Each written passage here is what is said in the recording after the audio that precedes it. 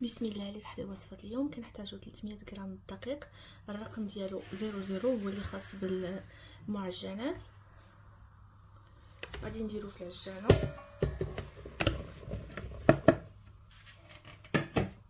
غادي نضيفو له 3 ديال البيضات، غادي نضيفو معلقة صغيرة ديال الملحة،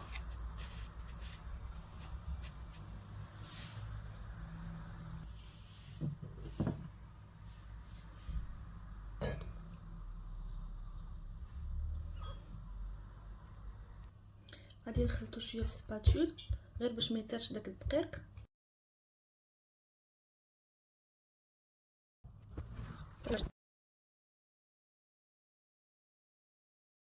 غادي نضيفو لها معلقه ديال الماء تقريبا، نضيفوه حنا كنشوفو على حسب نوعيه الدقيق اللي استعملتو.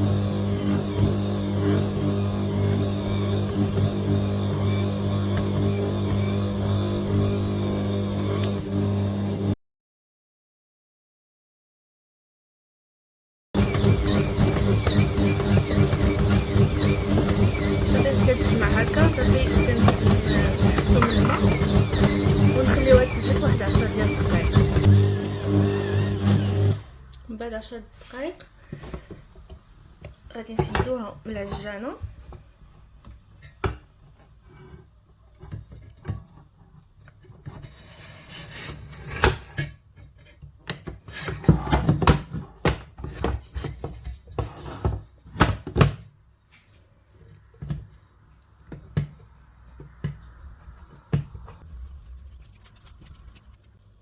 العجين غادي نجمعوها بشويه ديال الدقيق حيت كتلصق بزاف، وغادي نغطيوها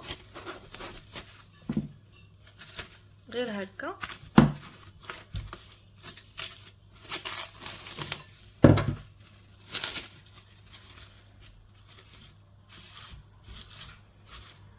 ونخليوها 15 دقيقه ونرجعوا لها.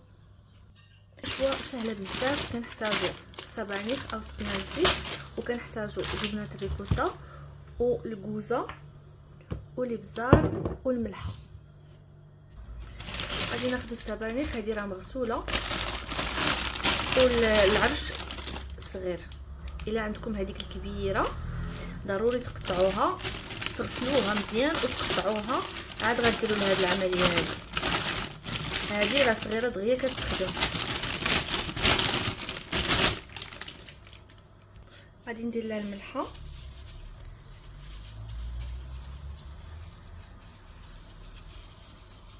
كنديروا لها الملحه باش تخرج الماء ديالها، وفي نفس الوقت غادي تعطي الطعم وما كنكثروش لانها مالحه هي براسها. دابا غنخدموها هكا مع هاد الملحه.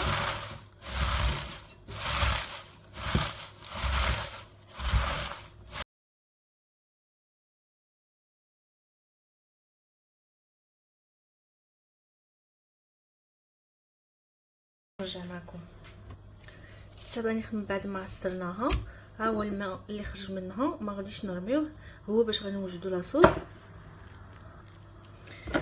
دابا غادي نقطعها غير بالمقص بلا ما نوسخوا القطاعه. من بعد ما قطعناها غادي نزيدو جبنه الريكوتا، عندي هنايا 250 غرام،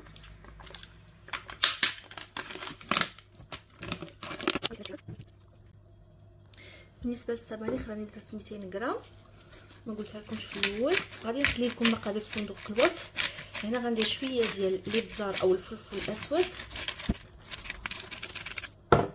وغادي ندير عليها شويه ديال الكوزه،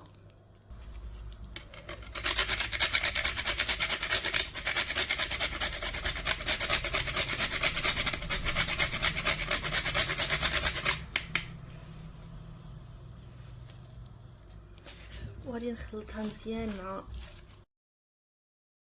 وإلا عندكم جبن البارميزان تزيدوه، الوصفه الاصليه الايطاليه راه كيكون فيها البارميزان وكيجي زوين بزاف، انا ما كانش متوفر عندي.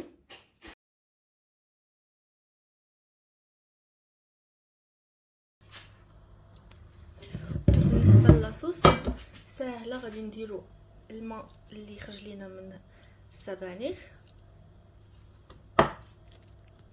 وغادي نزيدو عليه الكريمه ديال الطبخ، وهنايا المقادير اللي بغيتو نتوما.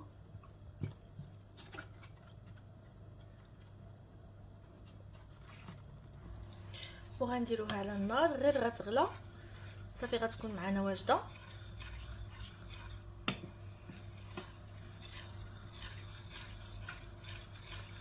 من بعد 15 دقيقه العجين كيرتاح، وغادي نستخدموا هاد الاله هادي ديال كنا كتكون عندنا كنخدموا بها الشباكيه، غتعاوني في التوريق، وتقدروا ديروا غير المدلك حتى هو راه كتجي به سهله. غادي نقسم العجين باش يسهل عليا الخدمه به.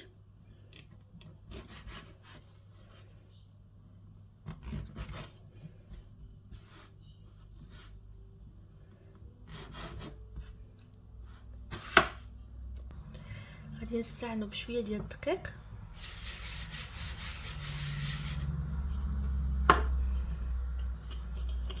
ونسرحوها شويه في الاول بالمدلك حتى نعطيو واحد الفورمه هكا شويه مستطيله، غير باش تقدر تدخل في الماكينه.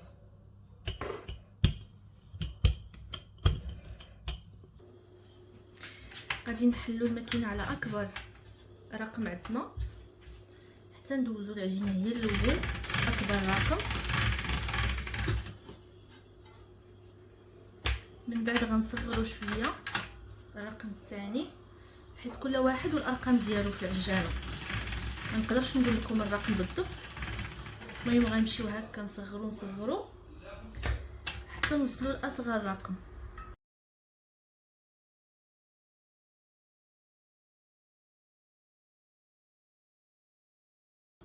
بعد ما سلحنا العجين كامل، واحد الملاحظه باش ما يطرالكمش كيما طرالي، الا كتخدموهم وكتجمعوهم هكا وتحطوهم، فاش غادي تجيو تفكوهم ما غاديش يبغيو يتفكوا لكم وغادي يتلاصقوا وتضطروا تعاودوا تخدموهم، ما غيطرى لهم والو، غتعاودوا تخدموهم بحال هذه. عاودت خدمتها كما كتشوفوا فيها لي بلي، ما غيوقع عليها والو، مي غتعاودوا الخدمه ازيرو. فمن الاحسن تساليو من هذه، ديروا لها شويه دقيق وخليوها، وتساليو من هذه وديروهم في شي بلاطو وخليوهم هكا في الجنب باش ما يتلاصقوش ليكم. بالنسبه للتشكيل كناخذوا هكا واحد المعلقه صغيره ديال الحشوه، الحجم اللي بغيتو تكبروهم بغيتو تصغروهم. ماما. من بعد كناخذ شويه ديال الماء باش تلصق لينا العجين، كنديرو هكا في الجوانب.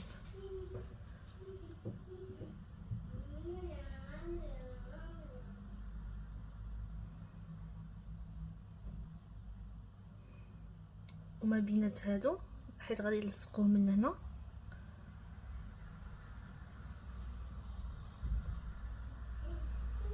نحطو عليها العجين هكا.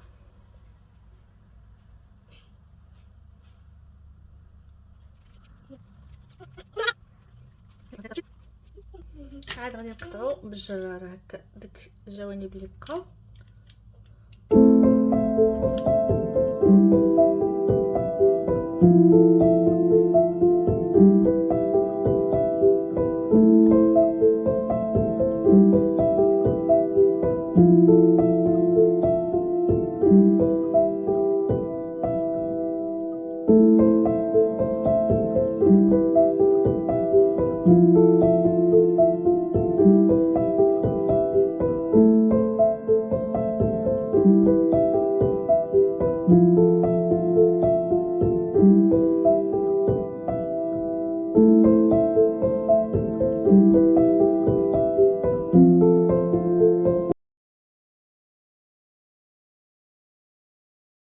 بالنسبه للصوص البنات جاتني مالحه شويه، زدت لها الكريمه ديال الطبخ، وغادي ندوبت هنا شويه ديال النشا وشويه د الماء بارد، وغادي نديرو باش تقال ليا شويه غير باش ما نتسناهاش تطبخ حتى تقال. غادي نحركها هكا شويه على السخونيه وصافي غادي تقال معايا وتكون واجده.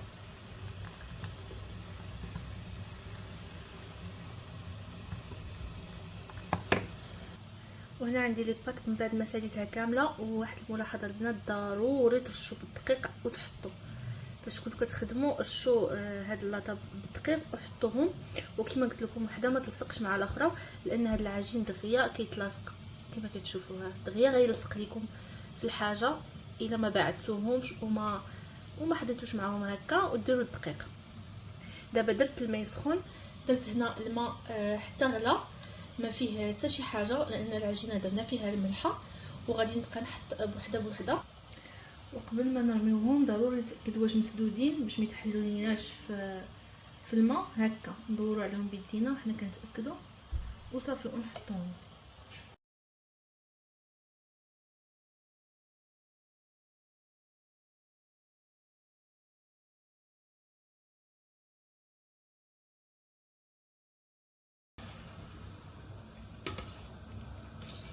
ونحاولوا نحركوا هكا غير بشويه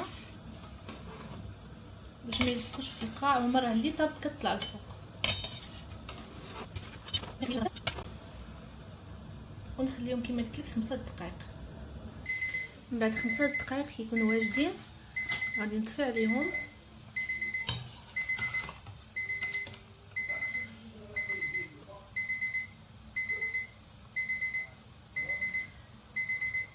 كنصفيوهم وغادي نديروهم في شي طبسيل وندير عليهم لاصوص.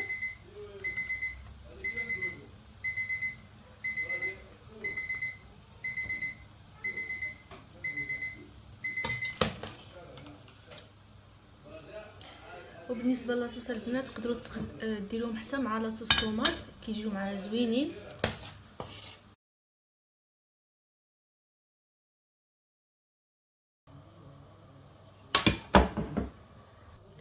غادي ندير عليهم لاصوص اللي حضرت معكم.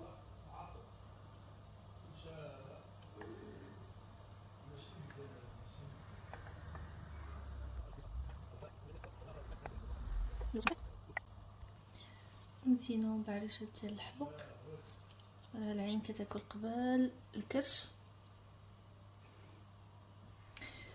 وكانت هذا هو الطبق ديال اليوم. كنتمنى ينال الاعجاب ديالكم، وتخليوا لي التعليق ديالكم اكيد الى عجبتكم الوصفه، وتشاركوها مع الاحباب والاصحاب. ولا كنتو مشاركين جداد ما تبخلوش علينا بالاشتراك في القناه اكيد الى عجبتكم، وبصحه وراحه.